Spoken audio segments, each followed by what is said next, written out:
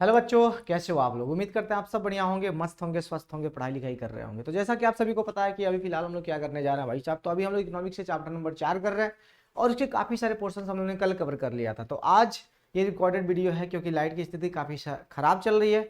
तो क्या पता लाइट रहे ना रहे, इसी कारण से मैंने इस वीडियो को रिकॉर्ड करना अच्छा समझा। तो आज हम वीडियो रिकॉर्ड करके आपके समक्ष जो है पेश करते हैं, इसलिए आप पूरे वीडियो को बहुत ही प्यार से देखिएगा क्योंकि बहुत ही प्यार से मैंने रिकॉर्ड भी किया है इसको। ओके, तो चलिए हम लोग शुरू करते हैं। कहाँ तक हम लोग ने पढ़ लिया था, शायद आप लोग कमेंट बॉक्स में बताना स्टार्ट भी कर दिए होंगे कि आज हम लोग यहाँ से पढ़ने वाले हैं। तो बच्चे हम लोग ने यहाँ से पढ़ा था, हम लोग यहाँ पर संस्थागत वित्तीय संस्थाओं के बारे में हम लोग ने पढ़ा था। और आज हम लोग को पढ़ना है मेरे दोस्त गैर संस्थागत वित्तीय संस्थाओं के बारे में। ठीक है ना। तो आज हम लोग को क्या पढ़ना है मेरे दोस्त, तो आज हम लोग को पढ़ना है गैर संस्थागत वित्तीय संस्थाओं के बारे में। हम लोग ने पढ़ा था, है ना। गैर संस्थागत वित्तीय संस्थाओं के बारे में हम लोग ने पढ़ा था और इसमें हम लोग ने देखा था मेरे दोस्त, महाजन जो है ना वो सबसे सुप्रसिद्ध जो है ना वो गाँव में ऋण प्रदाता जो है ना वो होते हैं और सबसे लोकप्रिय जो है ना ये साधन माने जाते हैं, है ना, महाजन। और उसके साथ साथ जो भी साहूकार होते हैं, ये लोकप्रिय साधन होते हैं जो लोगों के आवश्यकताओं के लिए ऋण उपलब्ध कराने का काम करते हैं सहज तरीके से, आसान तरीके से। क्योंकि बैंकों के चक्कर लगाने से अच्छा जो है लोग समझते हैं चलो यार साहूकार से हम लोन ले लेते हैं और ये हमारे लिए बेहद ही अच्छा होगा। तो इसीलिए वो लोग जो है ना लोग साहूकार से और महाजन से लेना जो है ना वो पसंद करते हैं, ऋण लेना पसंद करते हैं। और साथ ही साथ ये यहाँ पर एक नुकसान भी होता है कि इन लोगों का जो महाजन और किनका साहूकार का जो ब्याज दर होता है वो थोड़ा सा ज़्यादा होता है। हाँ, थोड़ा सा ज़्यादा होता है, ये मैंने बताया भी था पिछले क्लास में, मैंने इसकी चर्चा भी की थी और आप लोगों ने इस पे हाँ भी बोला था। तो आइए देखते हैं आगे। उसके बाद से हम लोगों ने देखा था, बच्चा प्यार से देखना, उसके बाद से हम लोगों ने देखा था यहाँ पर संस्थागत वित्तीय संस्थाओं में हम लोगों ने सहकारी बैंक को देखा था। फिर हम लोगों ने प्राथमिक सहकारी समितियों के बारे में हम लोगों ने यहाँ पर देखा था। नहीं, प्राथमिक सहकारी समितियों के बारे में हम लोगों ने नहीं देखा था क्योंकि बैटरी डिस्चार्ज हो चुकी थी ना, इसी कारण से हम लोग यहाँ पर हम लोग देखे नहीं थे इसको। तो आइए हम लोग यहाँ पर देखते हैं मेरे दोस्त, इसको समझने की कोशिश करते हैं प्यार से। तो बच्चे संस्थागत वित्तीय स्रोत में हम लोग सहकारी बैंक को हम लोग देख रहे थे, ठीक है, लेकिन हम लोग नहीं देखे थे प्राथमिक सहकारी समितियों के बारे में हम लोगों ने चर्चा नहीं की थी। तो आइए हम इसके बारे में देखते हैं क्या होता है ये। तो देखते हैं मेरे दोस्त, इसकी स्थापना कृषि क्षेत्र की अल्पकालीन ऋणों की आवश्यकता पूर्ति के लिए की गई थी।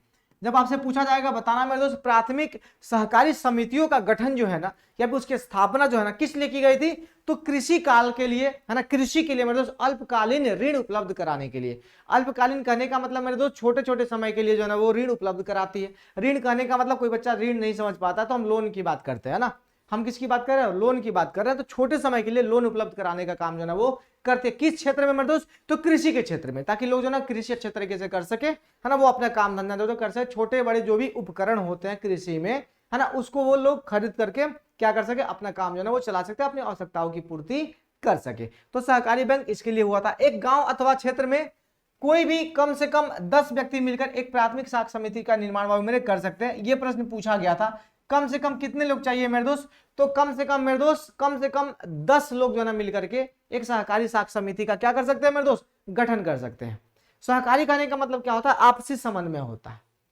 आपसी समन्वय से मिलकर मेरे दोस्त हम हेल्प करेंगे आपका, आप हेल्प करेंगे, यानी उन समिति का मतलब काम ही होता है कि आपसी समन्वय से उसकी स्थापना कर दी गई और उसमें जितने भी सदस्य उनको अगर किसी प्रकार का कोई भी आवश्यकता पड़ता है तो वो समिति से हेल्प ले सकते हैं और वो समिति जो ना उनको ऋण उपलब्ध कराने का काम जो है वो करेगी। और इसमें होता क्या मेरे दोस्त, सब लोग जो ना उसमें पैसा जमा करते हैं, समूह में जैसे होता है ना मेरे दोस्त, वो इसमें भी होता है ना। तो इसमें मेरे दोस्त ये काम करते हैं। और साथ ही साथ देखा जाए मेरे दोस्त तो ये समितियां प्राथमिक कृषि साख समिति यानी प्राइमरी एग्रीकल्चर कोऑपरेटिव सोसाइटीज यानी पैक्स के नाम से बाबू मेरे ये जानी जाती है। साथ ही साथ देखा जाए सामान्यतः यह उत्पादक कार्यों के लिए अल्पकालीन यानी 1 वर्ष के लिए मेरे दोस्त ऋण उपलब्ध कराने का काम जो है ये करती है।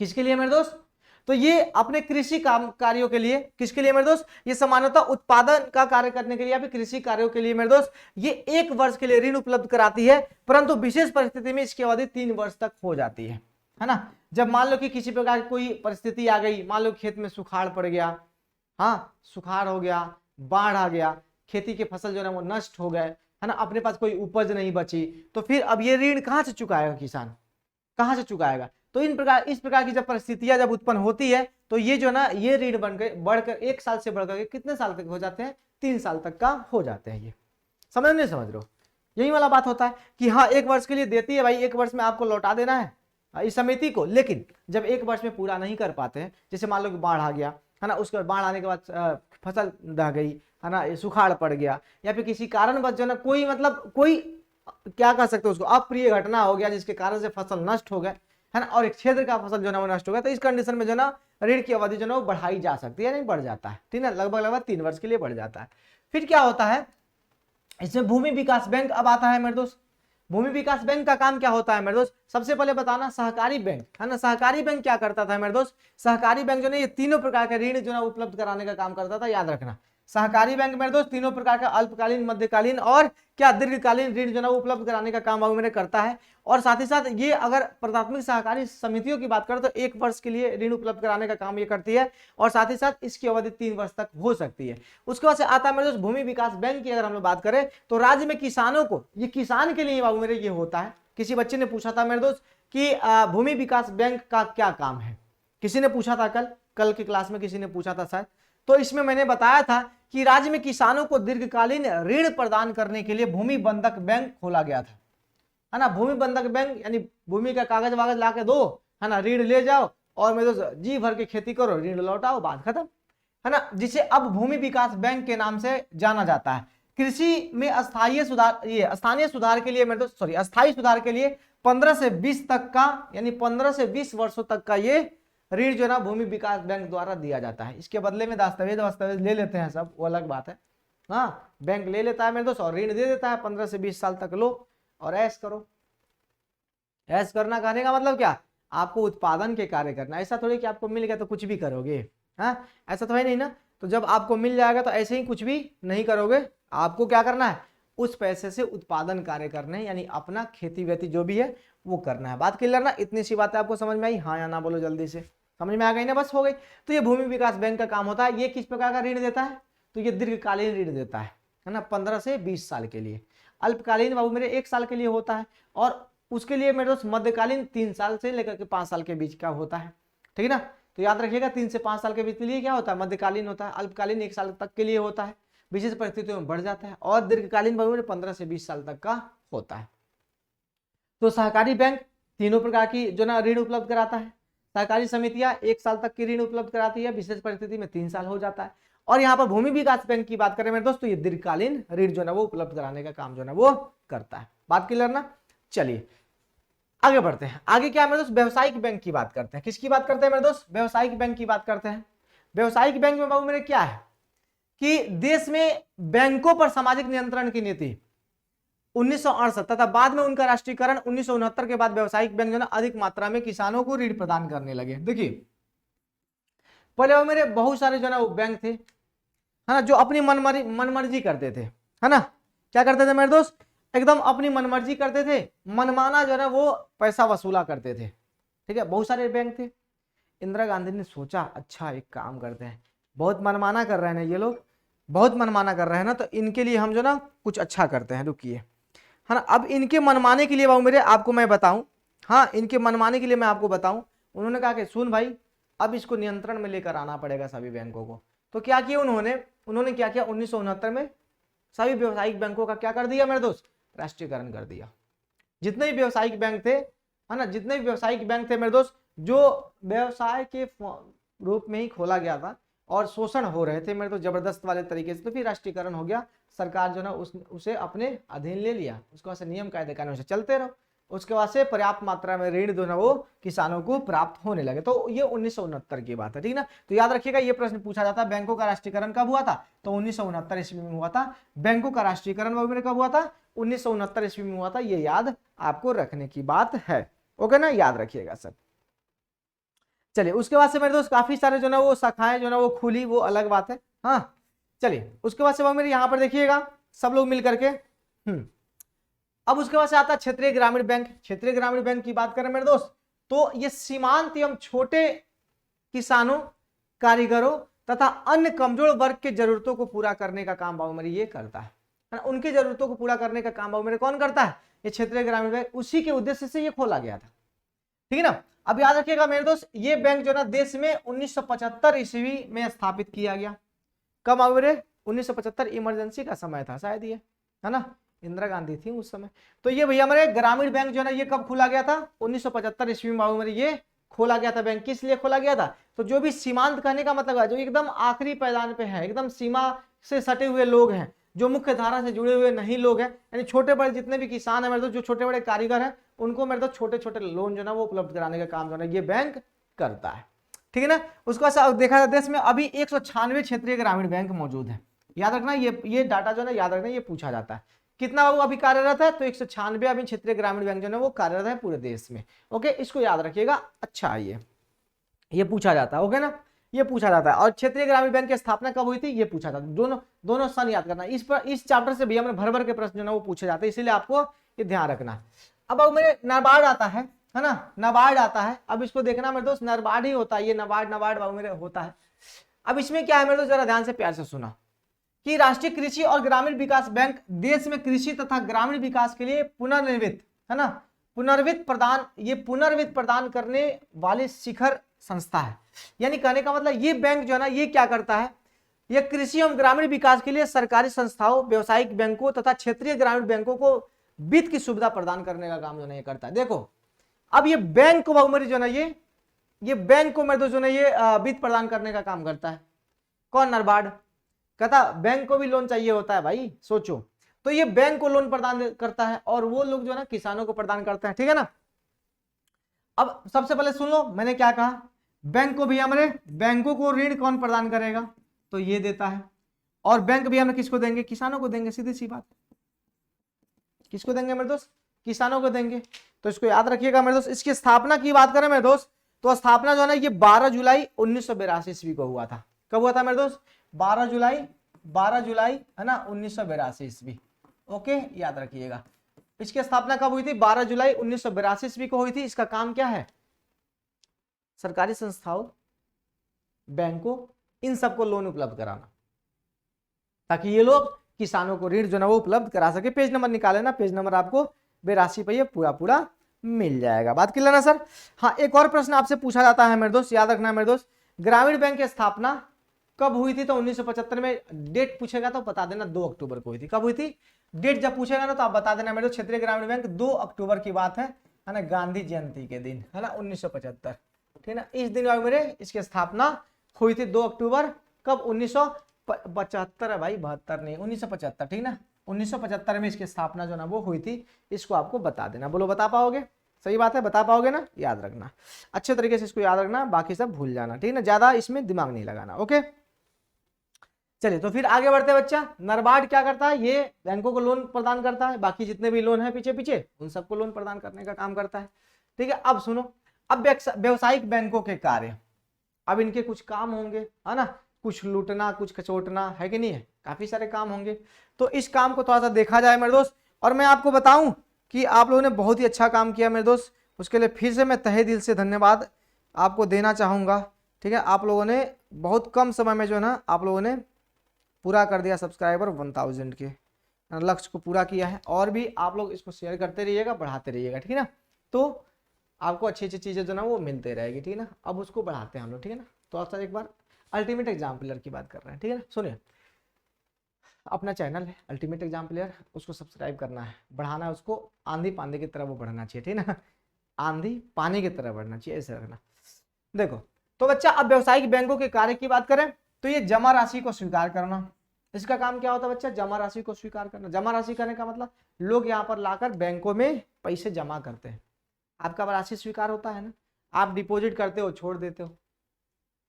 हाँ, आप क्या करते हो मेरे दोस्त, आप डिपॉजिट करते हो और क्या करते हो मेरे दोस्त, छोड़ देते हो। कहते हो गुरुजी क्यों हम जमा करते हो उसमें, तो मान लो कि आपने बचत किया, हाँ आपने बचत किया, कुछ पैसे आपने बचा के घर में रखा, और घर में रखा मेरे दोस्त, तो फिर क्या होगा, उसकी सिक्योरिटी थोड़ी है, और साथ ही साथ वो पैसा बढ़ेगा तो नहीं ना। मान लो आपने अपनी बचत को घर में बचा के रखा है, चोरी भी हो सकता है वो, है कि नहीं है, और साथ ही साथ रखने के बाद वो बढ़ेगा भी नहीं। अगर बढ़ता रखने से तो ठीक है, आप रख लेते हो, कोई दिक्कत नहीं है, लेकिन वो बढ़ेगा भी नहीं, और साथ ही साथ वो क्या है, वहां पर सिक्योरिटी भी नहीं है कि आपका वो पैसा बचा रहे, या तो खर्च हो जाएगा या फिर चोरी हो जाएगा। तो इसीलिए लोग क्या करते हैं, बैंकों में ला करके पैसे को जमा कर देते हैं, वहां पे हर तरह से सुरक्षा हो गया, आपको उसका ब्याज भी मिलेगा, साथ ही साथ आपकी सुरक्षा भी, हाँ सुरक्षा भी मिलेगी, तो अलग अलग हो जाएंगे। दूसरा क्या है बच्चा, ऋण प्रदान करना। दूसरा क्या है, ऋण प्रदान करना। ऋण क्या है मेरे दोस्त? लोन, लोन देता है बैंक के द्वारा, लोन मिलता है अपने को। तो दूसरा कार्य क्या हो जाता है मेरे दोस्त? ये जो ना ये लोन जो ना ये प्रदान करता है, ठीक है ना, क्या करता है मेरे दोस्त? लोन प्रदान करने का काम जो ना ये करता है। बात क्लियर ना, याद रखिएगा। लोन पर तीसरा मेरे दोस्त सामान्य उपयोगिता संबंधी कार्य करना। सामान्य उपयोगिता संबंधी कार्य करने का मतलब क्या? कुछ लॉकर्स वगैरह भी इसके अंतर्गत होते हैं, है ना। क्या होता है मेरे दोस्त? कुछ लॉकर्स वगैरह भी इसमें होते हैं, है ना। लाइए जमा करिए, है ना, लॉकर की सुविधा भी उपलब्ध कराते हैं और कुछ निकासी विकासी का भी काम बाबू मेरे ये करते हैं। तो ये सारा काम जो है इनके करते हैं। एजेंसी संबंधी कार्य करना, इंश्योरेंस वगैरह, ये इंश्योरेंस वगैरह भी प्रोवाइड करते हैं लोगों को। लोन के साथ साथ क्या करते हैं? लो भाई तुम्हारा लाइफ इंश्योरेंस हम देते हैं, लाइफ इंश्योरेंस संबंधित कार्य करते हैं। तो कुछ एजेंसी संबंधित कार्य भी ये करते हैं। तो ये 4 प्रकार के कार्य होगा किसके? व्यवसायिक बैंकों के। किसके कार्य हो गए? व्यवसायिक बैंकों के हो गए। तो इसको अच्छे तरीके से आपको याद रखना है। कार्य जब पूछेगा तो ये याद रखिएगा, पेज नंबर आपको 83 पर मिलेगा, पेज नंबर 83 आप निकाल लीजिएगा, ठीक है बच्चा। पेज नंबर 83 निकालिएगा, वहां से पढ़िएगा, ठीक है ना। चलो बच्चा आगे देखते हैं। व्यवसायिक बैंकों द्वारा स्वीकार किए गए जमा राशि। जमा राशि को कितने प्रकार से भैया मेरे स्वीकार किया जा सकता है? अब इसको पढ़िएगा, पेज नंबर आपको 84 पर देखने को मिल जाएगा कि जमा राशि जो ना वो कितने प्रकार से स्वीकार किए जा सकते हैं। जमा राशि को व्यवसायिक बैंकों द्वारा कितने प्रकार से स्वीकार किए जा सकते हैं, इसको थोड़ा सा समझने वाली बात है। देखना बच्चा, व्यवसायिक बैंकों द्वारा स्वीकार किए गए जमा राशि एक अस्थायी जमा होता है जिसको हम फिक्स डिपॉजिट कहते हैं, एफडी कहते हैं। किसी काल के लिए, मान लो कि आपने 5 साल के लिए जो ना आपने क्या कर दिया, पैसे को फिक्स कर दिया। उस पर क्या मिलेगा आपको? ब्याज मिलेगा। 5 साल बाद जो ना भारी ब्याज के रूप में आपको जो ना आपके समक्ष जो ना वो पैसा आएगा। उसके बीच में आप पैसा नहीं निकाल सकते, तोड़ोगे तो फिर जो आपको लाभ मिलने वाला वो लाभ आपको नहीं मिलेगा, सीधी सी बात है। तो एक तो होता है क्या मेरे दोस्त? अस्थायी जमा। इस जमा में क्या होता है, मैंने क्या बताया कि आपने मान लो कि 5 साल 10 साल 15 साल 20 साल के लिए आपने एफडी फिक्स करा दी, कुछ पैसे जमा कर दिया आपने, कुछ पैसे जमा कर दिए और कह दिया कि मेरे दोस्त ठीक है ना, इसको जमा रहने देना आपने को इतने साल के लिए। तो आपको क्या मिलेगा? उसके ऊपर कुछ ब्याज मिलेंगे। क्या मिलेंगे मेरे दोस्त? उसके ऊपर कुछ ब्याज मिलेंगे। और इस अवधि के अंदर जमा किए गए राशि पर बैंक जो ना वो आपको ब्याज देते हैं और ब्याज जो ना आपको उस अवधि पूरा होने के बाद ही आपको ब्याज मिलेंगे। उसके पहले अगर आप तोड़ते हो एफडी तो फिर आपको वो नुकसान झेलना पड़ेगा, आपको ब्याज कुछ नहीं मिलेगा। तो मान लो कि ये तो अपना एफडी हो गया। फिर क्या होता है मेरे दोस्त? चालू जमा, करंट डिपॉजिट। इसमें कोई ये बिजनेसमैन करते हैं, जमा किए निकाले, इसमें किसी प्रकार कोई रोक टोक मेरे नहीं होता है। आप जब मन करे जमा करो, तब मन करे निकाल दो, जमा करो निकालो, ये चालू जमा होता है मेरे दोस्त। बस जमा करो निकालो। और ये जो ना बिजनेसमैन के लिए, व्यापारियों के लिए, है ना, उद्योगपतियों के लिए, इन लोगों के लिए भैया मेरे ये करंट अकाउंट होता है जिसमें क्या होता है? पैसा जमा करो निकालो, पैसा जमा करो निकालो, पैसा जमा करो और निकालो। संचयी जमा यानी सेविंग डिपॉजिट की बात करें मेरे दोस्तों, इसमें क्या होता है? आप जब चाहे जमा कर सकते हो लेकिन जब चाहे निकाल नहीं सकते हो, समझ लो ना। सेविंग, लेकिन आजकल तो ये सेविंग अकाउंट ही भैया हमारे एटीएम फेटीएम चल रहा है, उसे जब मर्जी जमा किया जब मर्जी निकाल लिया, है ना, उसमें कोई मतलब ही नहीं है, ठीक है, उससे कोई मतलब ही नहीं है। तो इसे मेरे दोस्त संचयी जमा की अगर बात करें मेरे दोस्त, तो इसमें क्या होता है? सेविंग अकाउंट है ये, इसमें पैसा जमा करोगे, अपनी इच्छा से नहीं निकालोगे। और इसमें डालो निकालो, कोई दिक्कत वाली बात नहीं है। लेकिन इसमें क्या है मेरे दोस्त?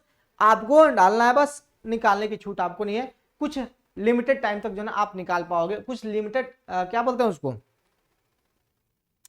कुछ निश्चित राशि तक ही आप जो ना इसमें निकाल सकते हो, उसके अधिक जो ना आप नहीं निकाल सकते। इसमें चेक की सुविधा उपलब्ध कराई जाती है, डेबिट कार्ड की सुविधा भी उपलब्ध हो जाता है इसमें, है ना। आप एटीएम से निकालते रहो, कोई दिक्कत नहीं। उसके बाद से आवर्ती जमा क्या होता है? Recurring deposit. इसमें क्या होता है मेरे दोस्त? एक अवधि दी जाती है ना। इसमें क्या होता है मेरे दोस्त? एक अवधि दी जाती है और उस अवधि के अंदर जो ना आपको किस्त में क्या होता है? किस्त में आपको पैसा जमा करना होता है ना। एक महीना, मान लो कि महीने वाला किस्त हो जाता है, 6 महीने वाला किस्त हो जाता है, 60 दिन 75 दिन 90 दिन, है ना, इतने दिन का भैया मेरा किस्त जो ना वो बढ़ जाता है। जैसे मान लो कि आपको कह दिया गया बैंक के द्वारा, है ना, आपको पैसा जमा करना है, तो कह दिया गया कि ठीक है ना, आपको 60 दिन के लिए, 60 महीना या फिर 72 महीने के लिए जो ना आपको समय दिया जा रहा है, किस्त में बांट दिया जाएगा।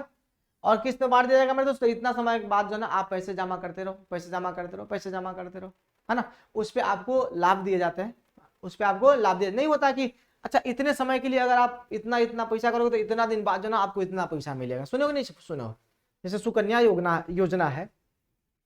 सुकन्या योजना में क्या होता है? वही ना होता है कि आपको क्या करना होता है? साल में पैसे जमा करने होते हैं या फिर 6 महीने पर पैसा जमा करना होता है। और जब लड़की कितने साल की, 20 या 22 साल की जब हो जाएगी तो उसको इतने पैसे मिलेंगे, है ना। होता कि नहीं होता है? तो ये रेकरिंग डिपॉजिट होता है। क्या होता है मेरे दोस्त? रेकरिंग डिपॉजिट होता है, एक समय अवधि पर जमा किया जाता है। तो ये व्यावसायिक बैंकों द्वारा स्वीकार किए जाने वाले ये जमा राशि है, तो इसको आप याद रखिएगा, भूलिएगा नहीं। चलिए अब उसके बाद से आता है मेरे दोस्त ऋण प्रदान करना। अब व्यावसायिक बैंकों का काम क्या होता है? ऋण प्रदान करना, मैंने आपको कहा था। अब व्यावसायिक बैंक का दूसरा मुख्य कार्य जो है ना, लोगों को ऋण प्रदान करना होता है, मैंने बताया था। जैसे मान लीजिए व्यावसायिक बैंकों द्वारा दिए जाने वाले ऋण जो है ना, वो कितने प्रकार के होते हैं? एक अभियाचित एवं अल्पकालीन ऋण होता है, छोटा छोटा, नगद साख, अधिविकर्ष यानी ओवरड्राफ्ट की बात हो रही है, विनिमय बिलों को भुनाना है, ये है ना, मुनाना नहीं भुनाना है ना, भुनाना, ठीक है। उसके बाद ऋण एवं अग्रिम राशि, ठीक है। इसको देखिएगा बारी बारी से, ठीक है, इसको बारी बारी से देखिएगा, समझने की कोशिश। अब ये अभियाचित या फिर अल्पकालीन ऋण, छोटे छोटे ऋण बाबू मेरे क्या करता है? ये देने का काम करता है। जैसे मान लो इस प्रकार का ऋण अति अल्पकालीन होता है, दिन से लेकर 1 सप्ताह तक के लिए होता है, या केवल मांगने पर वापस करने के लिए दिया जाता है। जैसे मान लो कि मैंने आपको ऋण दे दिया, मैंने ऋण आपको दे दिया, आपने मांगा और हमने ऋण आपको दे दिया, और इस उम्मीद में दिया कि आप पैसे समय पर लौटा दोगे, ठीक है ना, आप समय पर पैसे जो ना वो लौटा दोगे, और समय पर पैसे आपको लौटाना पड़ता है। तो ये अल्पकालीन ऋण बाबू मेरे होता है। मुद्रा बाजार की संस्थाएं साधारणतः इसी प्रकार के ऋण जो ना उपलब्ध कर। अच्छा 1 सप्ताह के लिए हमको ऋण चाहिए होता है, दे दीजिएगा, शेयर बाजार में पैसा डालना है, निकाल लेंगे, दे देंगे वापस, है कि नहीं? तो 1 सप्ताह के लिए आप दीजिए, हम पैसा वापस कर देंगे आपका, ऐसे होता है कुछ। उसके बाद से नगद साख की बात, कैश क्रेडिट की बात करें मेरे दोस्त, तो इसमें क्या होता है? इस प्रकार की व्यवस्था के अंतर्गत बैंक अपने ग्राहकों को ऋण पत्र यानी बॉन्ड देता है, व्यापारिक माल अथवा अन्य स्वीकृत प्रतिभूतियों के आधार पर ऋण देते हैं मेरे दोस्त। कुछ आपको देता है, कुछ ले लेता है आपसे कागजात, कुछ कागजात लेते हैं, कुछ शेयर्स वगैरह आपने अगर खरीद रखा है तो वो शेयर्स वगैरह ले लेते हैं, और उसके बदले आपको भारी रकम जो है वो दे देते हैं, ठीक है ना। और एक निश्चित समय के लिए, सब लोन का एक निश्चित समय होता है, सभी लोन का एक निश्चित समय होता है, और निश्चित समय में आपको पैसे लौटाने होते हैं। बस इतनी सी बात है। पेज नंबर 85 निकालो ना, पेज नंबर 85 निकालो, पेज नंबर 85 पर आपको ये चीजें मिलेंगी, पेज नंबर 85 पर, है ना। सब पेज में बताते चल रहा हूँ, आपको ये चीजें जो है वहां से मिल जाएगी। उसके बाद से देखिएगा अधिविकर्ष यानी ओवरड्राफ्ट की बात कर रहे हैं। तो जब कभी भी कोई व्यावसायिक बैंक अपने ग्राहकों को उसके खाता में जमा रकम से अधिक रकम निकालने की सुविधा देता है तो उसे अधिविकर्ष की सुविधा कहते हैं। किंतु इस रकम के लिए बैंक अपने ग्राहकों को उचित जमानत भी लेता है। साथ ही इस प्रकार का ऋण पर बैंक सूद भी अधिक लेता है। क्रेडिट समझते हो? क्रेडिट का मतलब समझते हो कि आप में, आपके बैंक में जमा पैसा नहीं है, लेकिन फिर भी आप उड़ाए जा रहे हो पैसा। आपके बैंक में पैसा नहीं है, फिर भी आप पैसा जो है क्या कर रहे हो? उड़ाए जा रहे हो। तो जब पैसा आपके बैंक में नहीं है और पैसा आप उड़ाए जा रहे हो, तो कहां से? तो बैंक दे रहा है ओवरड्राफ्ट के, यानी ओवरड्राफ्ट के रूप में, और ये पैसा आपको दे रहा है, लेकिन उसके ऊपर ब्याज आपसे डबल वसूलेगा, और साथ ही साथ कुछ थाथी भी रखता है उसके बदले में। थाथी समझते हो कि हम आपको पैसा देना तो आप जमीन के कागजात दे दीजिए हमको, हमारे पास गिरवी रख दीजिए। गिरवी समझते हो? वही वाला बात है, सीधी सी बात है ना। क्रेडिट मिलेगा लेकिन गिरवी रख के, बात खत्म। देखो ना, विनिमय बिलों को भुनाना, इसमें क्या होता है मेरे सुनिएगा। व्यवसायिक बैंक विनिमय बिलों को भुनाकर ग्राहकों को ऋण प्रदान करता है ना। इसमें क्या है मेरे दोस्त कि इस प्रकार के ऋण में बैंक बिलों के में कुछ कटौती करके बाकी राशि का भुगतान कर दिया जाता है। अब विनिमय बिल क्या होता है मेरे, जैसे चेक हो गया, ड्राफ्ट हो गया, ये सब यही ना है विनिमय बिल। चेक हो गया, ड्राफ्ट हो गया, हुंडी हो गया, ये सब दे देता है ना, बैंक ले लेता है, उसके बदले पैसा दे देता है, कुछ काट लेता है, कमीशन वमीशन जो भी काटना होता है लौटा देता है। ऋण और अग्रिम की बात करें मेरे दोस्त, इसमें क्या है समझने की कोशिश कीजिएगा। जब ऋण एक पूर्व निश्चित अवधि के लिए दिया जाता हो और उसे ऋण अथवा अग्रिम कहते हैं। मान लो कि हमने आपको 1 साल के लिए ऋण उपलब्ध करा दिया, है ना, हमने आपको 1 साल के लिए ऋण उपलब्ध करा दिया इस, और उसके बाद से उसके बदले आपसे उचित जमानत ले ली जाती है, वादा लिया जाता है मेरे दोस्त क्या करोगे, इतने साल में आप इस ऋण को लौटा दोगे, सीधी सी बात है। सब में वही होता है, सब में समय अवधि फिक्स ही होता है, बट इसमें अगर बात करें मेरे दोस्त तो ये पहले ही तय हो जाता है कि हम आपको इतना दिन के लिए ऋण दे रहे हैं। अब क्रेडिट मेरे दोस्त इसमें समय फिक्स नहीं है, आपने इस्तेमाल कर लिया, ठीक है, ब्याज लग रहा है, आपको लौटाना तो लौटा देना, बात खत्म। लेकिन इसमें मेरे दोस्त पहले ही समय फिक्स हो जाता है कि आपको इतने समय के लिए आपको ऋण जो ना वो दिया जाएगा, और आपको इतने समय के अंदर जो ना आपको ये ऋण लौटा देना होगा। ऋण बोले तो लोन की बात हो रही है, लोन आपको लौटा देना होगा, बस बात खत्म। इससे ज्यादा इसमें और कुछ क्या, ओके ना। उसके बाद से देखिए उसके बाद से क्या बच्चा, सामान्य उपयोगिता संबंधी कार्य, है ना। इससे बात बच्चा, इसमें क्या है, सामान्य उपयोगिता संबंधी कार्य है बच्चा, इसको समझने की कोशिश करना। इसमें क्या बच्चा कि बैंकों का कार्य है, इसमें क्या है बच्चा, इसके अतिरिक्त व्यवसायिक बैंक अन्य बहुत से कार्य संपन्न करते हैं जिसमें सामान्य उपयोगिता संबंधी कार्य होता है, जैसे यात्री चेक, खाद्य प्रमाण पत्र जारी करना, लॉकर की सुविधा उपलब्ध कराना, है ना, एटीएम एवं क्रेडिट कार्ड की सुविधा उपलब्ध कराना, है ना, व्यापारिक सूचनाएं एवं आंकड़े एकत्रित करना, ये भी व्यवसायिक बैंक के कार्य ही है। तो इसको आप याद रखिएगा कि यात्री चेक क्या होता है मेरे दोस्त, जैसे मान लो कि हम कहीं जा रहे हैं तो यात्री चेक हमने बनवा लिया और वो आपके नाम से बनेगा। जब आपको जरूरत होगा, एक लिस्ट निकाला आपने, दिया काउंटर पे बैंक में, पैसा आपको मिल जाएगा, उतना पैसा आप चल रहे हो और वो गिर भी जाएगा कहीं तो वो कोई और उसका इस्तेमाल नहीं कर सकता, आपके नाम का है तो उसको आप ही इस्तेमाल कर सकते हो। लेकिन पैसा लेकर जाओगे अगर तो पैसा तो गिर जाएगा, और जब पैसा गिरेगा तो क्या लगता है आपको मिलेगा वापस, उसको कोई भी इस्तेमाल कर सकता है। बट यात्री चेक जो है वो आपके नाम से ही बनता है और वो आप ही इस्तेमाल उसको कर पाओगे। लॉकर की सुविधा होता है मेरे दोस्त, जैसे मान लो कि घर में जेवरात आपने रखा है, हीरे जेवरात, कहते हैं मेरे दोस्त हीरे जेवरात आपने घर में रखा, सोना यानी कीमती वस्तुएं आपने घर में रखी है, जैसे मान लो कि प्रॉपर्टी के कागज हो गए, है ना, जमीन जायदाद के कागजात हो गए, ये सब सोना हो गए, गहने हो गए, ये घर में असुरक्षित अवस्था में है, कोई आया गन दिखाया का चल निकाल बे चल, प्रॉपर्टी के कागज तो नहीं ले जाएगा, लेकिन जो हीरे जेवरात है,